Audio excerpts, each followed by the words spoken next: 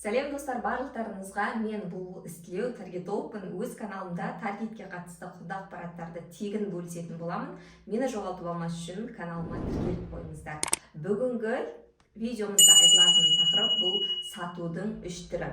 Яғни сіз таргетолог ретінде өз услугаңызды қалай сатасыз, соның бірнеше техникаларын айтатын боламын. Бұл ең біріншісі переписка арқылы сату. Бұл жерде бізде переписка арқылы сату барысында сөйлесуді бірінші болып аяқтамау, яғни сіз клиентке өз услугаңызды ұсыну барысында үнемі сұрақ қойып отыруыңыз қажет. Сізге менің ұсынысым ұнады ма, бірге жұмыс жасауға қалай қарайсыз, я болмаса сізге қанша уақыт, қанша күнге қажет, қанша бюджет қоя аласыз дегендей үнемі сөзіңіздің аяғы сұрақ қойылуы қажет. Себебі үнсіздік танысаңыз, аяқтасаңыз, клиент те сізбен кері байланыс жасамайтын болады.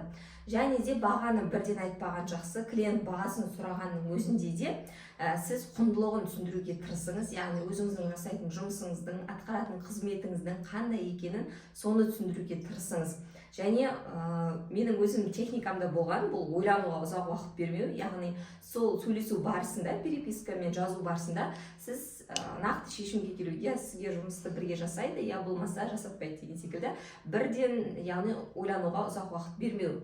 Және де рассылка жібермеу, яғни дайын жауап хатты қолданбау. Бізде көбісі осылай чат-бот қосып қояды, я болмаса бірден бизнес WhatsApp-тан бірден жібере салады сообщениені. Бұның өзі негізінде клиенттер онымен шындығына келгенде сөйлескілері келмейді. Сол себептен де кәдімгідей өзіңіз аудиомен сенімді түрде сөйлескеніңіз өте жақсы нәтиже көрсетеді.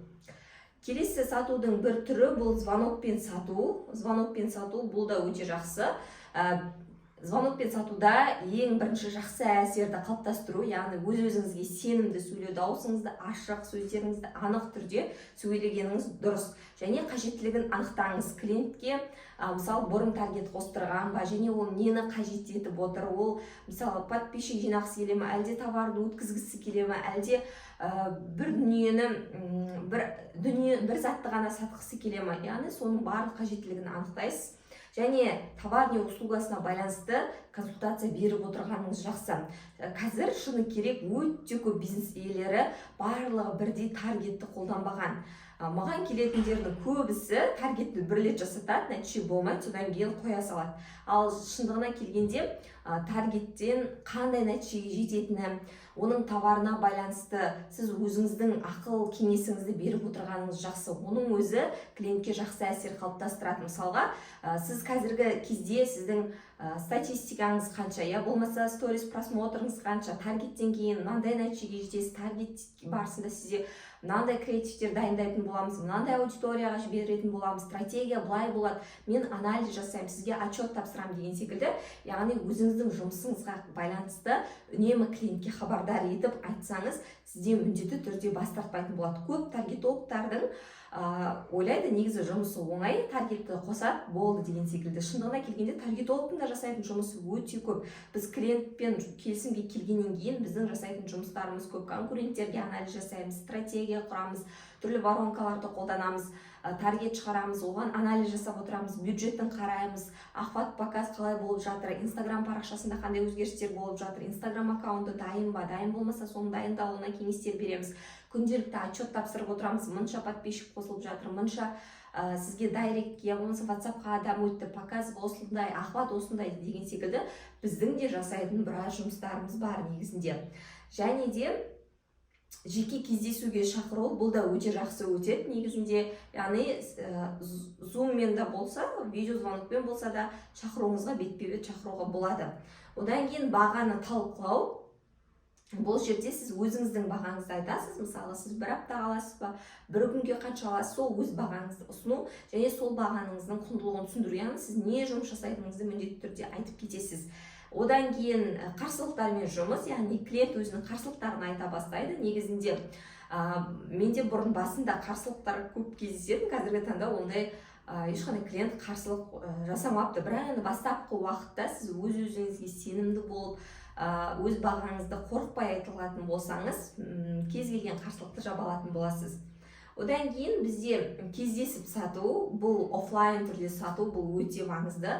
Ең бір офлайн түрде сату барысында міндетті түрде оны продажаға жабуға болады, келісімге келіп сол кісімен жұмысты бастауға болады. Негізінде офлайн кездесуде бұл жерде сенімділік, өзіңіздің жұмысыңызға, жасайтыныңызға, нәтиже көрсете алатыныңызға сенімділік білдіру, өзіңізді дұрыс ұстау, яғни бұрын басқа проектілермен жұмыс жасағандығыңызды салыстыра отырып, ол адамға өзіңіздің яғни опытыңызды бөлісіп отыру. Менде бұрын мынадай нәтиже болған, мындай бюджет болған кезде былай результат болған, сізге ең бірінші мынаны жасау керек деп өзіңіздің ақыл кеңесіңізді айтып отырсаңыз, клиент сізге сенім артатын болады.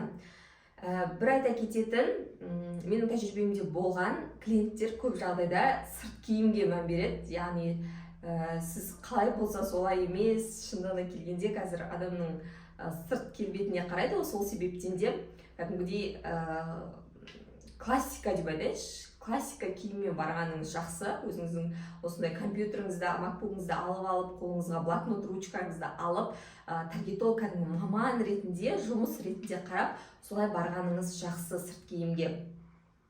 Яғни бұл жақсы әсер қалдырасыз да кездескен клиентпен. Міндетті түрде блокнот, ручка, ноут болған дұрыс, себебі сіз әр клиентпен айтып отыратын сөзді бриф толтыру барысында қолыңызбен жазып отырып барлығын сол жерде ұмытып қалмас үшін сол жерде жасағаныңыз дұрыс. Яғни бұның барлығы клиент сізді тыңдап әңгімелесу барысында, яғни сіздің өз-өзіңізге жауапты, жұмысыңызға ұқыпты жан екеніңізді көрсетіп жақсы әсер қалдырғаныңыз дұрыс. Және де клиентпен сөйлесу барысында тыңдай отырып өзінің қажеттілігін анықтауыңыз қажет. Ол кісіге не қажет екенін, бұрын таргет қостырған ба, қандай нәтиже көрсеткен, сату барысында қандай қиындықтар болған. Бұл жерде жалғыз таргет емес, ол жерде Instagram парақшасы, сату мамандары барлығы әсер ететін болғандықтан, соның барлығын клиентке түсіндіріп отқаныңыз жақсы. Консультация береміз, консультация барысында результатты көбірек айтуымыз керек. Ол қандай нәтижеге жетеді, соны айтамыз. Яғни таргетті қосқаннан кейін ешқандай өзгеріс болмауы мүмкін емес қой. Оның Instagram парақшасына подписчиктер жиналады, статистикасы өтеді.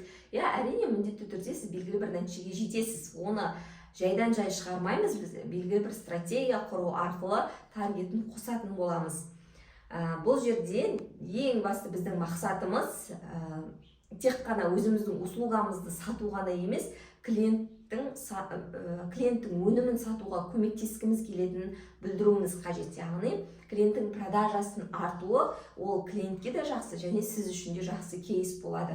Сол себептен де барымызды салып жұмыс жасасақ, міндетті түрде жақсы нәтиже болатын болады. Мүмкін сіз енді бастап жүрген таргетолог шығарсыз, я болмаса опытыңыз бар таргетолог шығар, бірақ осы мен айтқан техникаларды өзіңіз осы 3 техника бойынша қолданып көріңіз, міндетті түрде результат болады. Клиенттеріңіз, проекттеріңіз көп болсын, таргеттеріңіз үнемі жақсы нәтиже көрсете берсін. Алдағы таңда да мен пайдалы ақпараттарды бөлісетін боламын. Мені жоғалтып алмас үшін каналыма тіркеліп қоюды ұмытпаңыздар. Сау болыңыздар.